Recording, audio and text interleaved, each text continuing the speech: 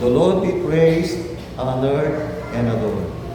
Ang Panginoong Diyos ang dapat mapapurihan at sambahin sa ating pasalamatan sa araw na ito.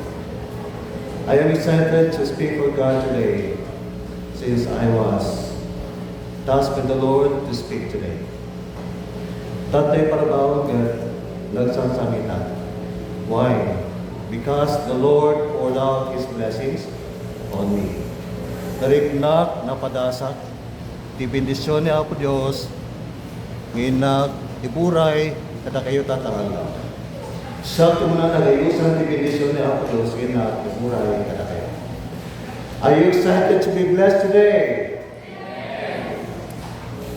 God's thoughts for my life. Not only thoughts, but beautiful thoughts for my life. Ang magandang pag-iisip ng Diyos para sa sangkatauhan. Yan po ang pamagat namin sa ngayon. God's beautiful thoughts for my life. Why Christ was born? Bakit ang Panginoong Jesus ay pinanganak? Christ was born for God to reveal His thoughts. Di ako suskete na yan ang pagkita ni Diyos di pampanunod na di napinta sa pampanunod na iditahan. Ang maganda pag-isip ng Diyos para sa tao na nakita by the word of Jesus Christ. Tayo pong lahat ay magdasal. Ang kararag tayo, Panginoong Diyos sa langit, inupuri ka namin, sinasamba ka namin, Banal na Diyos, magapangyarihan, mabuti sa lahat ng panahon. Dahil sa iyong kabutihan ay meron kapanganakan ng Panginoong Jesucristo, ang aming tagapagligtas. Panginoon, maraming salamat po sa inyong pag-ibig sa amin, sa inyong mga magandang pag-isip sa amin na inyong pinakita through the word of Jesus Christ. As the days pass by, amin po nakikita, nararanasan, at banasa aking pagkita. Father, refresh my anointing today with the Holy Spirit, touch the hearts and minds of your people today. This church, Lord, is for your glory and is for yours. Bless them, Father, I pray in the name of Jesus. Amen. Akin po inuuli ang magandang pag-isip ng Diyos para sa sangkatauhan. God's beautiful thoughts for man. Tinapilta sa pampanunod ni Diyos para itatao. Ano nga natin ang pampanunod ni Diyos? Sa sandali ito, ano kaya iniisip mo, kapatid, kaibigan? Young people, sumunod ka na. Presentation mamaya. Then after this, meron pong contest. Contest po ng caroling. Contest po ng mga adults na Christmas singing. At contest po ng mga bata na Christmas dance. At papa. At marami na iba ay iniisip kung ano ating kakainin. Gaya ko po, I was thinking kung ano handa ng class 3, mamaya ating pagsasaluhan. Siyempre, masarap class 1, 2, and 3. Kaya ating magbisita, umaari po sana, huwag mo na kayo mag-is after sermons, pagkat kayo po'y galing sa. Praise the Lord! The message of today is centered on the thoughts of God for mankind. Beautiful thoughts of God. Magandang pag-isip ng Diyos para sa ating lahat. Tatlo naman po ito. Una ay thought of love. Pag-isip ng pag-ibig. Pangalawa, thought of peace. Pag-isip ng kapayapaan. At pangatlo, thought of hope, pag-isip ng pag-asa. Pag-isang ito, pag-ibig. Kapayapaan, Pag-asa.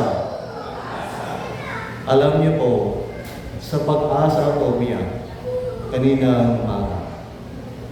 When I mentioned hope in my prayer, I cried. Kasi po, ang ating puso ay pinuno ng Diyos ng pag-asa dahil kay Kristo na dumating sa lupa upang tayo ligtas at siya ay namatay sa krus upang tayo magkaroon ng pag-ibig, kapayapaan at pag-asa. Purihin po ang Panginoon Diyos. Una sa lahat ay pag-isip ng Diyos ng pag-ibig para sa ating lahat sa buhay na ito. John 3:16. Everybody please recite. John 3:16. For God so loved the world that He gave His only begotten Son, that whosoever believeth in Him should not perish but have everlasting. Dito natin malalaman ang pag-ibig na inaalay ni Kristo ang kanyang buhay para sa atin, kaya dapat din natin ialay ang ating buhay para sa mga kapatid. Unang 1:3. This is Ezio. John 3:16 and 1 John 3:16 are the same. Yun po ang totoo. Yun pa yung binanggit ni Harmony kanina sa kanyang exhortation on giving. Ngayon po sa Ephesians chapter 5, 1 and 2, Apostle Paul exhorted the Ephesian believers to imitate God. Ano ang dapat natin gayahin sa Diyos? Ang kanyang pag-ibig ng pag-ibig sa atin. Ang ginawa ni Kristo na siya ay namatay sa krus dahil nais niya ipakita kanyang pag-ibig para sa ating lahat upang tayo maligtas mula sa kasalanan. At nais ko pong basahin ang salita ng Diyos. Tularan natin si Kristo na naghandog ng kanyang buhay para sa atin. Yaman kayo mga anak na minamahal ng Diyos. Tularan ninyo siya. Mamuhay kayo ng may pagmamahal tulad ni Kristo dahil sa kanyang pagmamahal sa atin. Inialay niya ang kanyang buhay bilang handog na alay at handog. Bilang mabangong alay at handog sa Diyos. Ngayon, as we imitate Christ, who gave His life for us, ating basahin po ang 1 John 3:18. Mga anak, huwag tayo magmahal sa pamamagitan ng salita lang, kundi patunayan natin ito sa pamamagitan ng gawa. Ilocano po na, anak, di tayo tumagayak, iti sa ulangan, hindi kaya't bubahan iti arangin. Pilipino, huwag tayo magmahal sa salita lang, kundi sa gawa. Let's love not in tongue or in word only, but in word. We must put love into practice. We must put love in action. Love is both noun and action word. Noun, pangalan siya. Pag-ibig, ito'y walang kilos. Ito'y magandang piling. But verb, ito. Love is a verb. Ito ay action word. Love may kilos, so dapat ipakita sa kilos ang pag-ibig. And how do we show our love for others? We have to give something, do something for that person we love, so that she can feel that we love him or her. Dapat ating ipakita sa kilos, gawa. And God did it. Ipinakita ng Diyos ang kanyang pag-ibig sa atin by giving the greatest gift of all, Jesus Christ, our Savior and Lord. Amen. Kung hindi namatay si Kristo, saan tayo kaya ngayon? Siguro ang iba sa atin ay nasa kulungan. Ang iba sa atin ay nasa kampungan. Ang iba sa atin ay nasa mundong makasalanan. Sa akin naman, kung hindi ako niligtas ng Panginoong Yesus, siguro nga ako'y nasa kulungan pa rin hanggang ngayon. Kasi noon, meron akong gustong patayin tao. Kasi ang tao yun ay nakasakit ng aking damdamin. Kaya sabi ko, gusto ko siyang patayin. Pero salamat sa Diyos sapagkat hindi niya pinahintulot na mapatay ko ang tao yun. At salamat sa Diyos sapagkat nung pinagpunta sa Baguio, naglayas upang maghanap ng trabaho, upang ako'y may magamit sa aking pag-aaral sa kolehiyo, ay hindi ako nakahanap ng trabaho. Ang nahanap ko roon ay peligro, sapagkat meron tao gusto pumatay sa akin doon. Siya ay psychotic killer. Sabi ng kanyang kapatid, huwag mo siyang sundin. Kasi sabi niya, punta ka sa Baguio, bibigyan kita ng trabaho. Sabi ko sa kanya, oo, gusto kong sumama sa iyo kasi gusto ko magkaroon ng trabaho para kayo magpag-aral sa kolehiyo. Namin hindi, barigdigan kami na awan di pagkalan ko kolehiyo tapno, maragpan ko manajay, ang bisyo ko bali nga radio announcer. DJT pangarap ko hindi, bali nga radio announcer. Ngayon sa kanang bali ka, pinagulinghan na ako sa mga gospel announcer. Better than my dream to announce good news and bad news, but now I am announcing good news every time I preach. Good news palagi. Salamat sa Diyos pagka ako'y nakauwi buhay dito sa Pangasinan, sa Villasis. At ngayon na ako'y preacher ng good news. I praise God pagkat God thought of my salvation. At siya'y gumawa ng paraan upang ako'y maligtas. Salamat sa Diyos. God was thinking of love for me, for you, for all of us. God's thought is thought of love. Iniisip ng Diyos ang ating kapakanan. Hanggang ngayon, iniisip pa rin ng Diyos ang ating kapakanan. Kaya siya ay nag-isip ng pag-ibig para sa atin. Mahal kita, Jimmy. Mahal kita, Chua. Mahal kita, Perry. Mahal kita, Juan. Mahal kita, Lorraine. Mahal kita, Rosa. Mahal kita, Marty. Mahal kita, Jessie. Mahal kita, anak. At gagawin ko lahat upang aking paramdam ang aking pagmamahal sa iyo. Iniisip ko ang iyong kinabukasan. Iniisip ko ang iyong kapakanan, ang iyong kabutihan. Jeremiah 29:11. Everybody, please recite Jeremiah 29:11. Go! For I know the plans I have for you, declares the Lord. Plans to prosper you and not to harm you. Plans to give you hope and future. Sapagkat iniisip ko iyong kapakanan.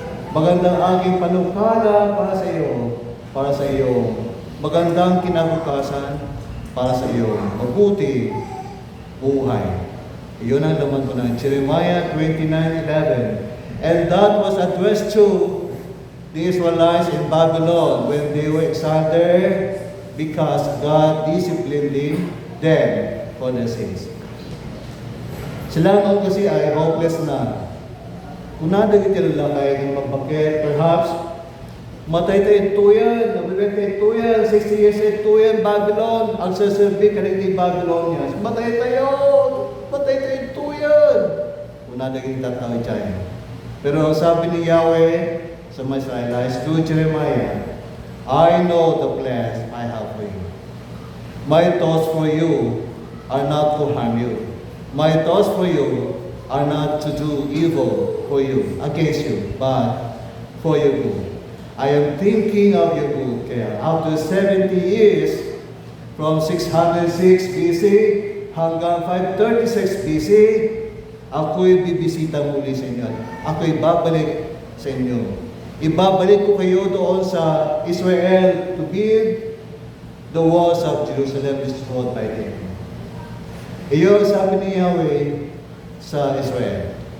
So after 70 years, in 536 BC, through King Cyrus of Persia, they came back to Israel to rebuild the walls of Jerusalem. And they had their own lives again. They had their own city. No, because God was thinking of their future.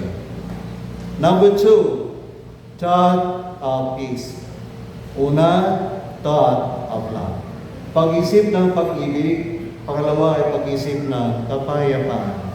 Ang niisip ng Diyos sa Israel ay kapayapaan, hindi laban. Not war, pero kundi tal na kapayapaan. So when Jesus was born, the angels announced in Luke 2:14, Glory to God in the highest, peace on earth, goodwill to men. Glory at Diyos iti kanatuan. Talna itirabaw tinaga, na imbag anakem kadagiti tata. Talna itirabaw tinaga, talna katakem. So Jesus came to reconcile us with the Father. Kasi merong hidwaan, merong conflict between God and man dahil sa kasalanan. And God made a way for a man to be reconciled with Him through Jesus Christ. So nagkapiyat itaw kiti Diyos through Jesus Christ. When Jesus Christ in John 14:6, I am the way to the Father. Siya kitala kita Ama. Through me, you can go to the Father. As you pray to the Father, you can go to Him through me. So He as our mediator. Amen. So tulang kararak tayo, we go to the Father through Jesus Christ. Ang sa bali nga tao, sa nga sa bali nga santo no digat babag kini Apo Jesus, we go to the Father through Jesus Christ. Because Jesus Christ is God's peace for us. In fact, God's name is Shalom. He is Jehovah Shalom, which means the Lord our peace. Ang muy ganiti ka sa wanti Shalom, Shalom is wholeness. Wholeness, kabuuan. Walang kulang, kabuuan. Awanti kurang data pagin. Awanti may sana payag mo awan. Maday, dapat kompleto ti napayag mo. Dapat kompleto ti ses dita loob mo at awanti sakit mo. Shalom means soundness. Dapat awanti sakit mo. And shalom also means completeness. Pagka-kompleto. In Greek word, peace is Irene. E-I-R-E-N. Irene. To the Greeks, peace is prosperity. So when you get someone shalom, you're wishing that someone is healthy. You're wishing that someone is satisfied in life. You are wishing that someone would be prosperous. You are wishing that someone would be sound. Awan kumati sakit mo. No kunam dito kag shalom, Pastor Jimmy. No nasabat mo ni Pastor Jimmy, kat kunam king kuana shalom. Para kini Pastor Jimmy, is your prayer na saan ka kumagsasakit, Pastor Jimmy. Magasan ka kumano at sakit na, Pastor Jimmy. Parang ay nagkumati Diyos. No shalom king kuana. The same thing with peace be with you, Sir Gerald. When I say to you, Sir Gerald, peace will be with you. Wala wanagan mo, peace be with you. Panakin ka, peace be unto you, Sir Gerald. Tumangay kumati panagbiag mo. Kas jay ti kana sa wanti shalom. Peace be with you. Peace be unto you. Lukunakin na alona, peace be with you. Tiga na sa wanti ay, babayadan ko maamin ang utang mo. Dahil na sa wanti, shalom, prosperity, shalom, prosperity. And Jesus Christ came to earth to give us peace, to make us prosperous in life, spiritually, and all aspects of life. Ti pagpanunod ti Diyos, ti biyan tayo, kat rumakay nito man, nga na spiritual. Awan kumati pasok tayo, may salamat tayo kumar, wag ay kumatibiyag tayo nga, nagpisa ka lang, awan kumati sakit tayo, magasan tayo kumar, ay kumatibiyag tayo nga, na materyalan, umadog kumati orta tayo, tumakal kumati sweldo tayo, umadog kumati tarakan tayo, umadog kumati maapit tayo nga tarong, mais, bagay, kaya tumapay. That is prosperity, that is shalom, and Jesus came for shalom. He came for peace. Jesus was thinking of our peace. Yun po ang ibig sabihin na beautiful thought of God for us. His thought for us is peace, kapayapaan, talma. And lastly, God's beautiful thought of us is thought of hope. Hope kung natin man amin? Class 1, love ko na yun. Class 2, peace ko na yun. Last that way, hope. Amin tayo. Love, peace, hope. Again. Love, peace, hope. Lalaki lang. Love, peace, hope. Babae lang. Love, peace, hope. Young people lang. 12 years old, ang hingga 30. Love, peace, hope.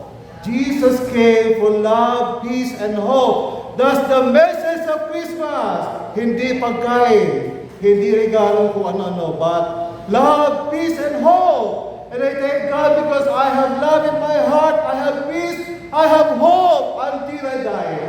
I have hope.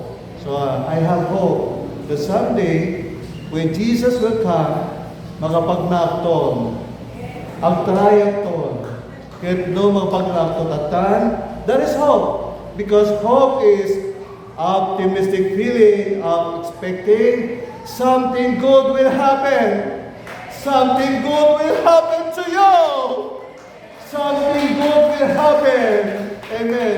Masumbatan tagiti karkararag tayo. Something good will happen. Bagasan ka. Something good will happen. Ikaw nakati Diyos ti asawa na simpe. Something good will happen to you. Amen. Something good will happen to you. Mabayadan aming na utang mo. Something good will happen to you. That is hope. Hope through Jesus Christ, our Savior and Lord. Amen. Tas kuna di Lucano, atan tulata. Nangagiri jayan, atan tulata. Atan tulata, agang kay ka, mga asawa kay ka. Atan tulata. Atan tulata, kung tawag mga panay dyan, France. No kayo po di mapanji France, atan tulata kung tawag nga mapanay dyan. Sino di agam apply kapan di France? Ada tagi man mayo di manang wali kinatanda kinita na di paroy kini likod. E simple na sa abroad nagpaiso na jay ada tulat ta anak basta arabidem kat ang talag ka kinaako Dios ang tunog ka kin kuana ta ada tulat ta. Because in Christ there is hope. In Christ there is hope. Good things will happen because in Christ there is hope. There is hope. There is hope. So nga, saan di ka magdandanan, saan tayo pagpuriburan, because there is Christ. In Christ, there is hope. Amen. Kung naman, there is hope for me. Yes, praise the Lord. There is life in Christ because Jesus came for life. And God has shown already His love for us with Jesus Christ, the greatest gift, and there is peace in Christ. Ang talentay kayo ko na tayo. So nag-peace. If Jesus is in our hearts, there is peace already.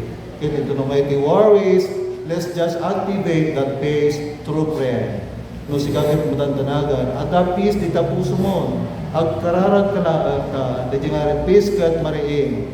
Ito ni ako Diyos kayo ka na ito na peace. No, the problem am di nga peace kat mariing. Ito ni ako Diyos kayo.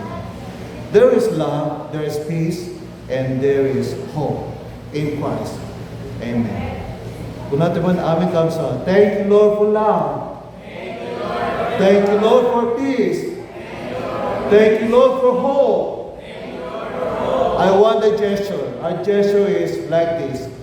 Tumagdete amin. Ulitin tayo din nga talo sa kesa. Umuna aksan ko sige. Thank you Lord for love. Thank you Lord for peace. Thank you Lord for hope.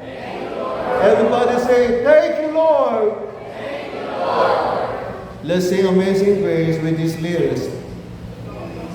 Jesus, thank you, Jesus. Kasi lang, ayan, yes, music.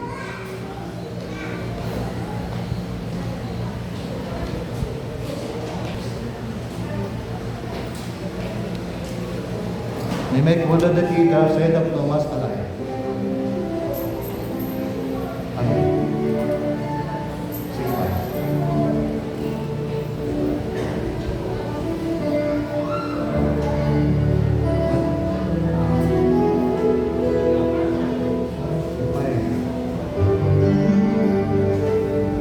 Jesus, Jesus, thank you. Jesus, thank you.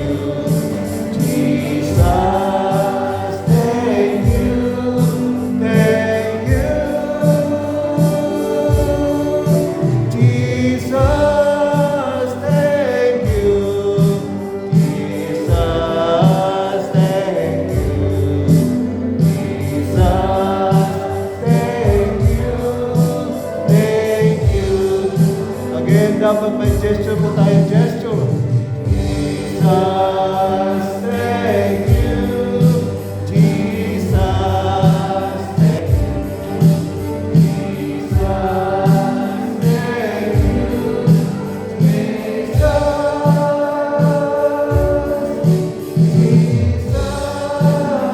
thank you.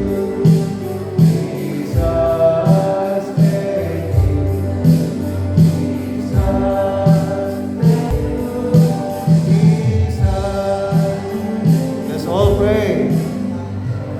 Thank you, Jesus, for love. Thank you, Jesus, for peace. Thank you, Jesus, for hope. Indeed, in you, there is love, peace, and hope. Thank you, Jesus, for saving us from our sins.